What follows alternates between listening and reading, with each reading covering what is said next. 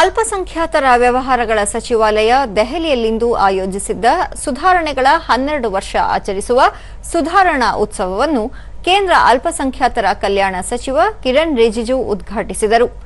ಈ ವೇಳೆ ಅಲ್ಪಸಂಖ್ಯಾತ ಕಲ್ಯಾಣ ಖಾತೆ ರಾಜ್ಯ ಸಚಿವ ಜಾರ್ಜ್ ಕುರಿಯನ್, ಇಲಾಖಾ ಕಾರ್ಯದರ್ಶಿ ಶ್ರೀವತ್ಸ ಕೃಷ್ಣ, ರಾಷ್ಟ್ರೀಯ ಅಲ್ಪಸಂಖ್ಯಾತ ಅಭಿವೃದ್ಧಿ ಮತ್ತು ಹಣಕಾಸು ನಿಗಮದ ಅಧ್ಯಕ್ಷ ಮತ್ತು ವ್ಯವಸ್ಥಾಪಕ ನಿರ್ದೇಶಕರಾದ ಡಾ ಆಭಾರಾಣಿ ಸಿಂಗ್ ಸೇರಿದಂತೆ ಹಲವರು ಉಪಸ್ಥಿತರಿದ್ದರು.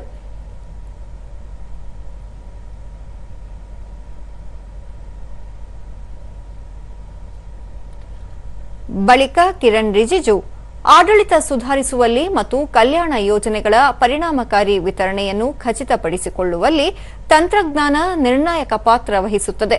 ತಂತ್ರಜ್ಞಾನ ಅಳವಡಿಕೆಯಿಂದ ದೇಶಾದ್ಯಂತ ಫಲಾನುಭವಿಗಳಲ್ಲಿ ಸ್ಪಷ್ಟ ಬದಲಾವಣೆಗೆ ಸಚಿವಾಲಯ ಅನುವು ಮಾಡಿಕೊಟ್ಟಿದೆ ಎಂದು ತಿಳಿಸಿದ್ದಾರೆ.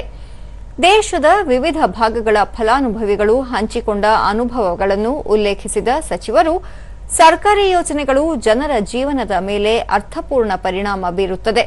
ಸರ್ಕಾರ ತನ್ನ ಯೋಜನೆಗಳನ್ನು ಜನರಿಗೆ ಮುಟ್ಟುವಂತೆ ನೋಡಿಕೊಳ್ಳುವಲ್ಲಿ ಕೆಲಸ ಮಾಡುತ್ತಿದೆ ಎಂದು ಹೇಳಿದ್ದಾರೆ.